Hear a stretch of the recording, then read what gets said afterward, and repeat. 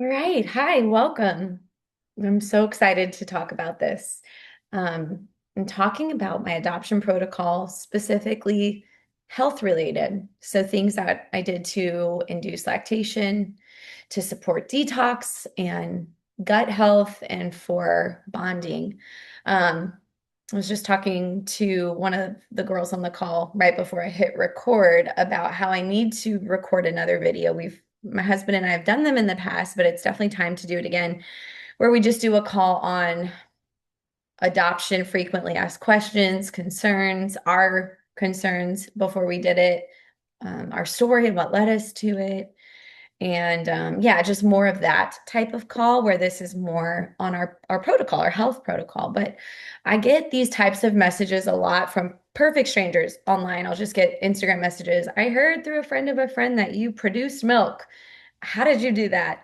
And I'll constantly be sending out my protocol in like a Google Doc form, which I'm going to share with y'all, or I'll voice memo or send a long text. But I feel like a video is really helpful, a video training, and just to talk about these different aspects. But I started this call so late because I was an emotional wreck. I didn't expect it to hit me like that. Um, we adopted Emerson. I'll show you guys our family picture. We adopted our firstborn almost 8 years ago. She'll be 8 in July. And since then, have had three other children. And so the last 8 years has been a bit of a whirlwind. And I feel like the miracle of her adoption is never lost. But I forget she's adopted. Like she's just my child. She's just my daughter. It's not until like today and moments where I have to go back or I see an old video or photos of that time that I'm slammed with the memory of it and the miracle of it. And I'm so grateful to God for my daughter, for all my children, but that the Lord led us down this path because it changed our life forever. It was the best experience of our whole life. Um, and yeah, I'm so happy to share it. I want to adopt again. It's going to be one of those things where I knew by the age of 16 that I was going to adopt. I went and lived in an orphanage in Jamaica. I wanted to adopt one of the boys there, but it wasn't an option. And I was 18 and he was like 12. But I knew like the Lord had confirmed in my heart, like, you're gonna adopt one day. And then even when Jeremy and I on our very first date, we had known each other. We were friends for 7 years through high school and college. And then it's like right after graduation, we at my eyes, when the veil was lifted, and I was like, oh, you're not just in the friend zone. I like you. So we went on our first date, official date, and I asked him that question that night. Do you want to adopt? Because I just knew I was going to, and I needed someone to be on board with that. And his answer was not unlike probably most people's, but he just said, I'm not opposed to it. I've never really thought of it. But maybe I think I'd like to have biological kids first. And so I was like, okay, like he's he's not opposed. He didn't say no. I didn't have a preference of biological kids first or not. It was just like whatever, however that works out. And the way that the Lord had it was that we just could not get pregnant. And all of my other sisters got pregnant by like looking at their husbands, and I was like, okay, something's not right. Like we should be pregnant by now. And so like our first year of trying had gone by, and then our second year, and then our third year. And I never had any peace about like going the medical route. I just instantly, my heart was like, adopt. And so it wasn't until October 25th, 2016, one night, literally one night in our living room, where my husband was like, I feel like we're supposed to adopt and we're supposed to do it now. And when I tell you guys, everything like came to this culmination where we both felt like, I don't know if this sounds crazy, but a spiritual conception. Like we together were like, this is God's will for us to adopt. So Emerson's due date was July 24th. She came a week early.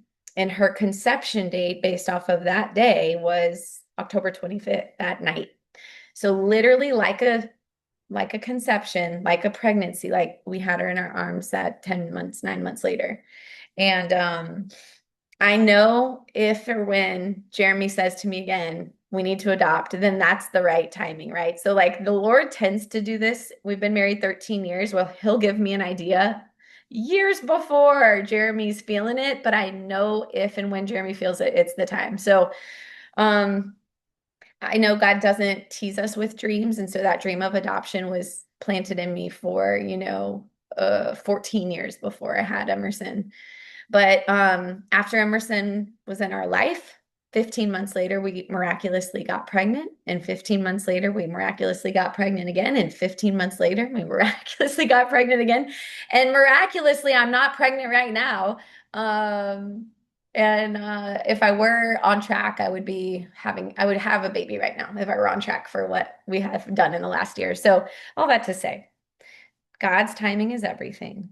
And I was not prepared for the emotions that were going to slam me in the face and in the gut when I was preparing this. I was watching videos of nursing Emerson for the first time and meeting her for the first time. And meanwhile, she's sitting next to me watching these videos. And I'm just like, I can't believe this is real life. Like, I can't believe you're mine. It's just such a miracle. So, um, we just give God all the glory in our testimony and in our building of our family the way that he wanted it to be.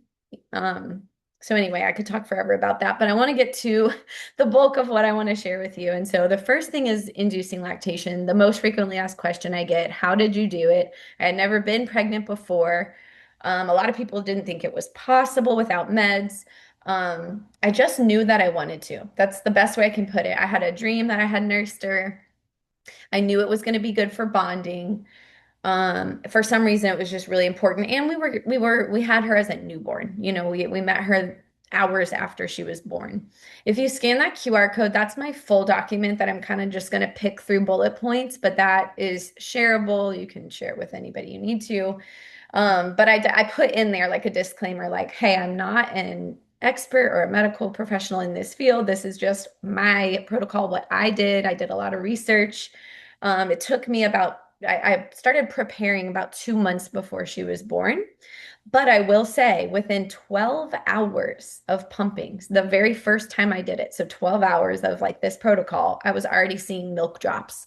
So typically, your milk comes from a hormone that's produced from the placenta. That's why it's very rare to induce lactation, having never been pregnant before. But I do feel like it was a testimony that God was like, anything's possible. Like I say what's possible.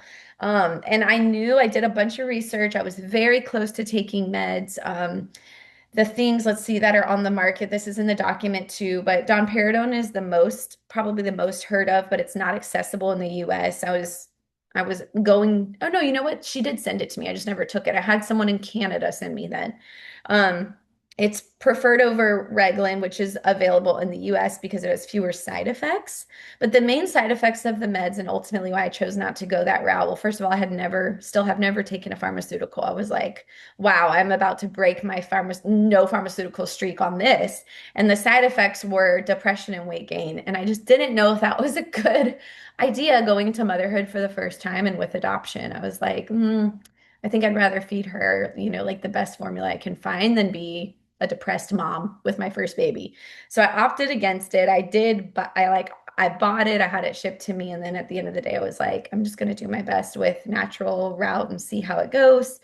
So I put a bunch of things in here, but there are a lot of options, and all of our body chemistries are different. And so what my body responded to might not be exactly what your body responds to. But of course, there's a lot of lactogenic foods you can look up.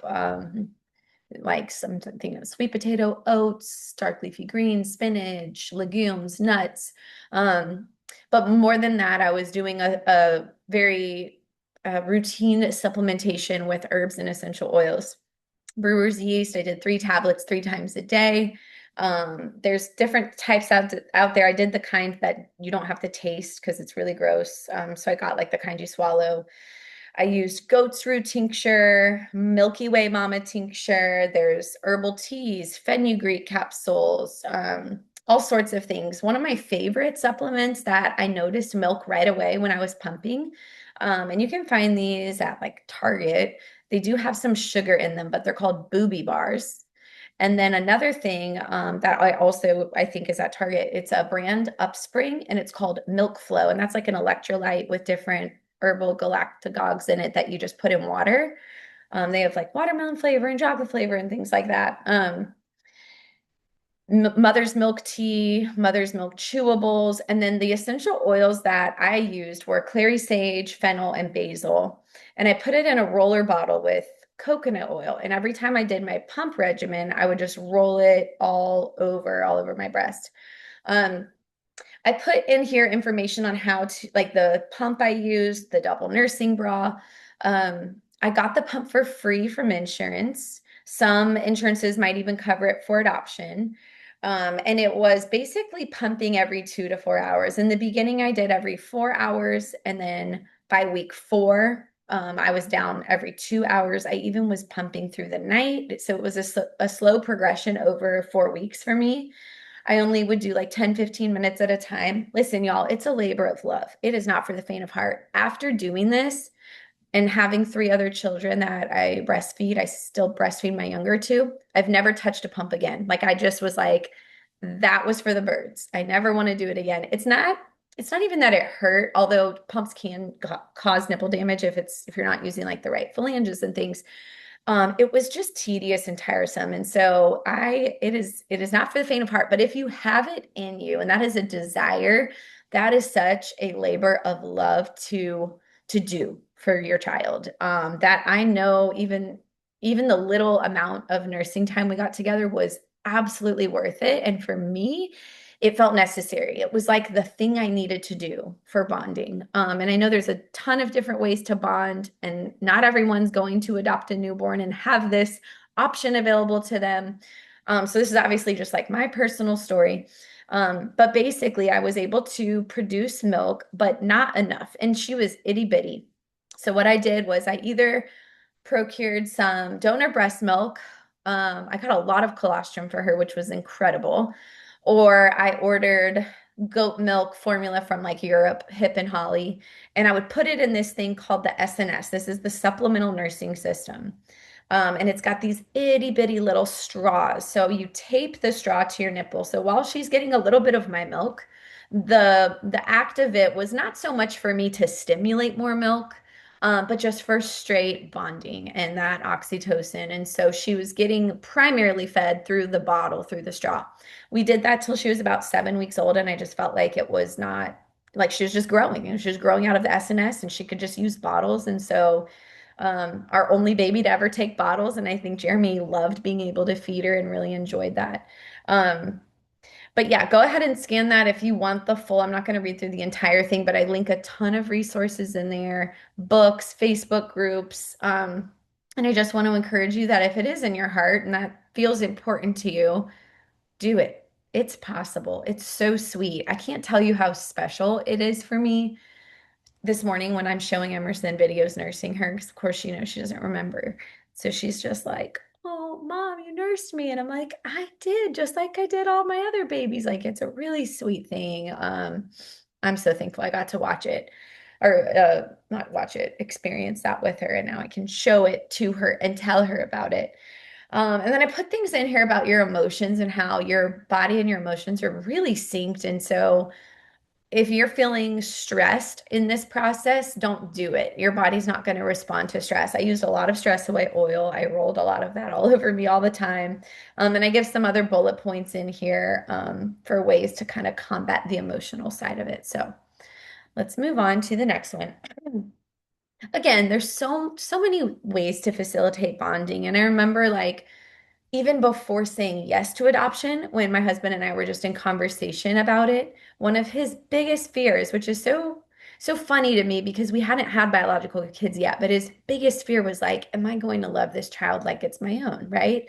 And I guess it's a valid question, but obviously from the moment we met her, we learned that lesson that like love is not biological. It's not conditional to that.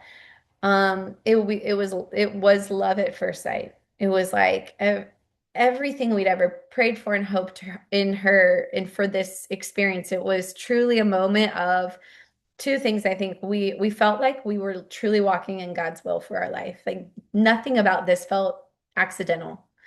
And secondly, that this wasn't for us, just for us, this was, or just for her, this was for us, right? Like it's not like we're rescuing this baby. She was changing and saving and breaking and melting our hearts and healing our hearts. And there was so much going on spiritually that I don't even know if we'll fully understand it, but I know it was the will of the Father. And I know that it wasn't random, that He chose this child for us and us for her. And it felt supernatural. And not to say it was easy, right? Like adoption for a lot of cases is coming from hardship and heartache and um, pain, and so it's not perfect. But there was such a joy to having her that I can't even describe. I can't. I can honestly say, after having birthing three babies and carrying three babies in my womb, that the joy wasn't more for them. It was different, but the extreme joy was absolutely there when we met Emerson for the first time. And so bonding felt really easy, like she was just our child. But of course, like all the things to facilitate bonding, skin to skin, we took a lot of baths together. And she was born via C-section. And I knew just from midwifery school that that was going to be beneficial for her to take baths with me. And that's what I do with my babies after I birth them anyway. And so we did that regularly. Um, of course, breastfeeding added another element of just bonding on like a primal level. I use Gentle Baby's oil and Joy oil regularly for the emotions of bonding, diffusing them, rolling them on us, putting them on her feet, on my chest.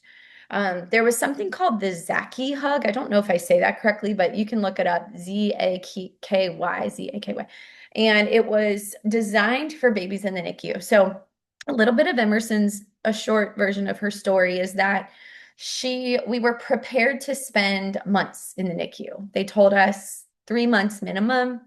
And she was out of state, so it was a lot to plan for. And they told us that she was going to be weaning off of certain things that she had been exposed to, and that she was not going to be born healthy, pretty much. And so we had different things in plan for the NICU stay. The Zaki hug was one of those things. They're basically these big beanbag, arm-shaped bean bags, so that when you're not with them, like we tried to be with her as much as we could, and then there's certain times you can't be or you're not. We had slept with these hands for like a week before she was born, so they smelled like us. And so when we'd leave, we'd put these arms around her. Well, also one of the side effects Emerson dealt with was kind of shot nerve endings, and so she needed that constant pressure. She was my only baby to this day that we ever swaddled. None of my other babies needed that, but she needed that constant, I would say like touch, but like suppression of like nerves firing off. And so the Zaki hug, with our smell, we made sure like her blankets, her hats, anything we had was like making sure that our smell was being imprinted. We anointed and prayed around the clock constantly, to the point where, so this is like long story short, I try really hard. Like I want to be very open about our experience, but of course I'm recording this, and um, we have a semi-open relationship with her birth mom, which is amazing because that was not either of our original plans. The original plan is like, far as the paperwork went, was that we were going to stay in contact for the first 6 months of her life via email, send pictures, and then that was it. But we formed a friendship, and I dearly love her, and I think she's doing amazing. And she's out of state from us, and so we've maintained contact. We send videos, they FaceTime, she'll come in for birthdays. And so really an amazing element that I know the Lord like wrote this part of the story, because this wasn't like my own doing, right? Or my own even idea. But we have a lot of open communication with her, which I think has only been helpful for Emerson. But anyway, all that to say, I try to be really careful in sharing details of what Emerson's what her experience was like in utero. And so without going into a bunch of details, I can just tell you that we were prepared to help her detox and be really healthy. And to spend a long time in the NICU. So long story short, 4 days in to the hospital stay, they're like, your room stinks so bad, because remember, we're anointing. We had 3 or 4 different oil bottles I had prepped in advance specifically for detox, breaking addiction, nerves, gut. So I had these things I had made, and just literally every 15 minutes, Emerson's spine, Emerson's feet diffusing. And so they came into our room. Thankfully, we had a private room, and they're like, "You guys have to go." Like, first of all, she has had zero withdrawal symptoms. We have no idea what's going on. She should be not okay. She should be sick. Second of all, your room stinks. Like, y'all should just get discharged. And we were like, for real? Like 4 days? You told us we were gonna be here for 3 months. And they're like, we can't find a reason to keep you. So wild, y'all. So I want to share with you, this is just really the last part of this health protocol, but the detox and gut support. So, okay, hold on. Mm. Before I move on to this, any questions about things I have just said? If I can even see the chat.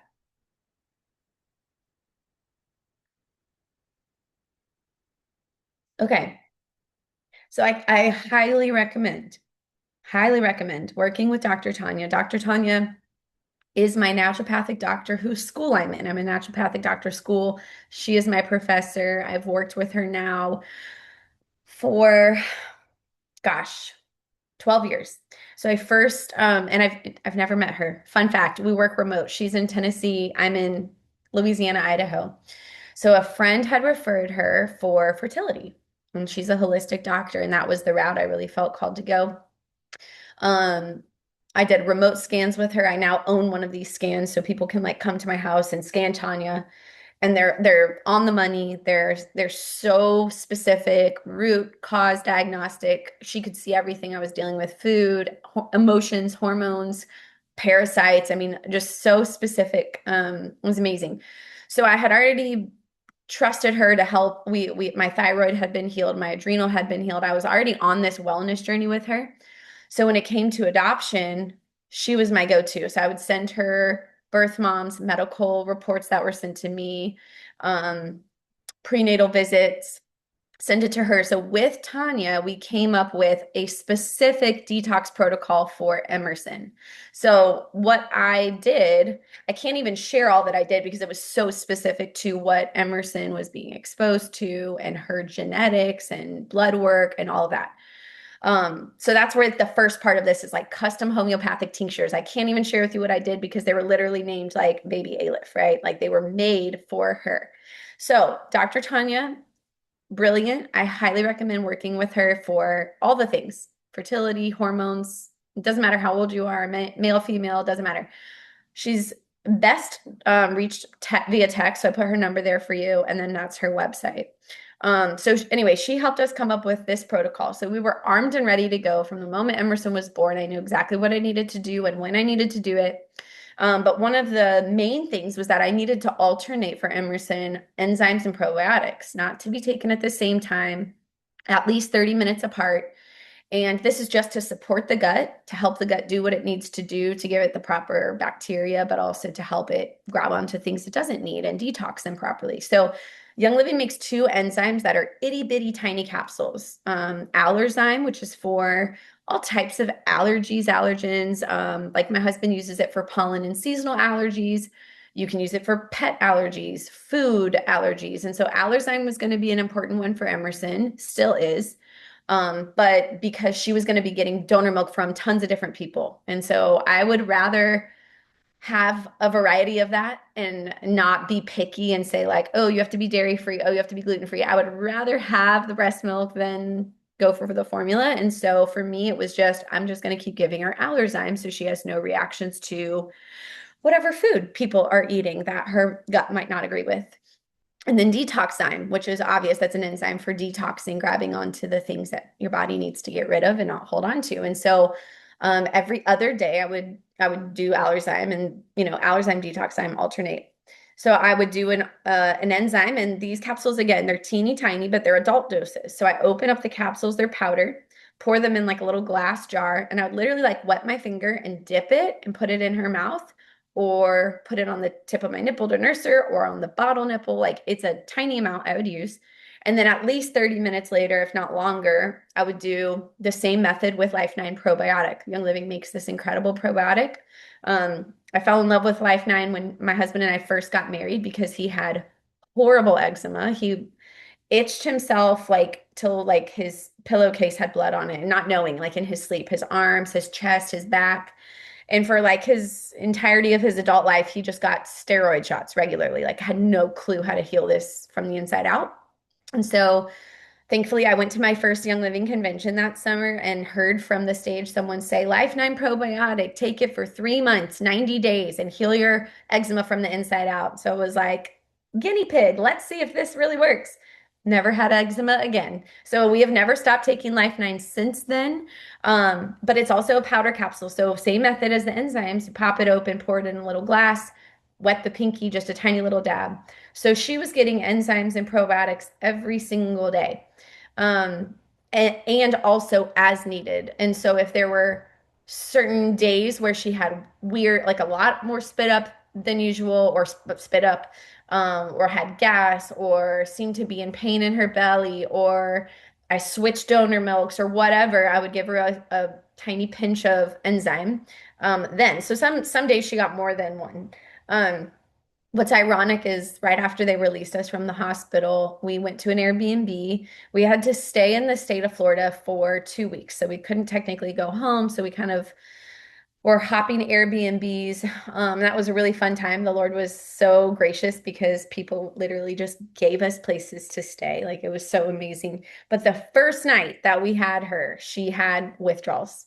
And it's wild. Like she never had them again. That was the one and only night. But had we been in the hospital for that night, we would have been stuck there. She would have been given a different drug that we would have had to wean her off of for 2+ weeks after. So it was literally just the Lord's timing. We were able to do, I knew what to do. I knew exactly what to do. I had everything prepared and ready. And so we just enzymes, probiotics, all the things, the homeopathic tinctures, the oils, and she never had any withdrawals ever again after that night. Um, the oils that I chose specifically for Emerson were to support the gut, the nerves, oxygenate the brain, and deal with addiction on the cellular level. This is a scientific oil class that I am not diving into. I do have that on my YouTube channel if you're interested in the chemistry of essential oils. How can essential oils detox or change DNA to no longer addict what that cell used to addict? It's truly possible. It's amazing. I've taken care trainings on this, but essentially hyssop is the one that we used for that. And this looked like literally putting these, and I don't know if I used frankincense is the only one I believe I used straight on her, undiluted. It's very gentle. But I just made roller bottles. So I would have a little roller bottle and like one, like any carrier oil, like organic olive oil or organic coconut oil. And I had digize, and that one was for detox or for the gut. And then hyssop for cleaning out, rewriting the DNA essentially. White angelica, valor, frankincense, also great for mood and bonding and joy, but also for the brain and all of these immune support as well. So I just made different roller oil bottles, and I would anoint and pray every single time I used them. When I didn't have donor breast milk or formula, I pulled this. Um, it's called like a formula enhancer recipe from the book Gentle Babies. And if you have that book by Deborah Rayburn, if you have the updated edition, my testimony of Emerson is actually in that book. If you don't have that book, you need that book. It's incredible. Gentle Babies by Deborah Rayburn. And it's A to Z how to use oils for pregnancy, birth, newborns, breastfeeding. Anyway, there is a recipe in there for how to soup up your formula. And so you can do this actually, yes, with formula, but in Idaho, it's really easy to source raw goat's milk. And so raw goat's milk is the most like breast milk, human breast milk, as far as the content of protein and fat go, but it's about double protein and fat. And so we cut it with water. So it's like water, goat milk. You can see the things we added to it. I would put a tablespoon of Nincturet in there, which is an amazing immune boost and gut health and all that. Excuse me. And Emerson, this is so crazy. So her whole life, she was always undersized, very, very tiny. By the time we left the hospital, she was 4 pounds, 12 ounces, and that was like full term baby. Always undersized in her clothing. At 6 months, she was wearing 3 months. At 9 months, she was wearing 6 months. At around 10 months old, I finally got my hands on some raw goat's milk. By the time she was 1, she was so chunky. She had hair. She had never had hair. She sprouted hair. She was bald before this. She was in her size from then on out. And if you saw her today, she's always like the tallest kid around. Like this girl is strong, muscular, nothing fragile or itty bitty about her. I called her my baby goat. I was like, Emerson, I don't know how to describe this, but like you loved that goat milk so much and you smelled like a goat and your poop smelled like a goat. And literally, like nutritionally, her body just sucked it in. It was like everything she needed to be able to grow hair and fat. It just all fell into place. And it was funny because I was kind of like reluctant about the raw goat's milk at first, just not knowing a whole lot. And then the morning that we found it at the grocery store, I remember putting this online on my stories. I think it's still saved in my adoption highlight. I had read in the Bible about goat's milk, and I was like, okay, I'm doing it. So that was our recipe that I really believe made a huge difference in her health. I wish I had done it before 10 months old, but I was able to see because I waited so long, I was able to see how miraculous it truly was. If you scan that QR code, that is a lot of the things that I mentioned. That's like the enzymes, the probiotic, the oils for both lactation and gut support are all in that QR code. I think this is all I had. I'm going to try and change my side and see if I had anything else. Yeah, that's it. That is my business cell phone number and my email. I'd love for you to contact me if you have any questions at all. I hope this was really helpful. I'm praying this is a tool that people can share that gives them ideas and hope. And honestly, it's inspiring to me to adopt again, but to do another call on just the miracle of adoption in and of itself. So thank you guys for staying and listening. I'm going to stop the recording that way. If there's a question, a personal question, I can take it. But if not, I'll see you all on the next call.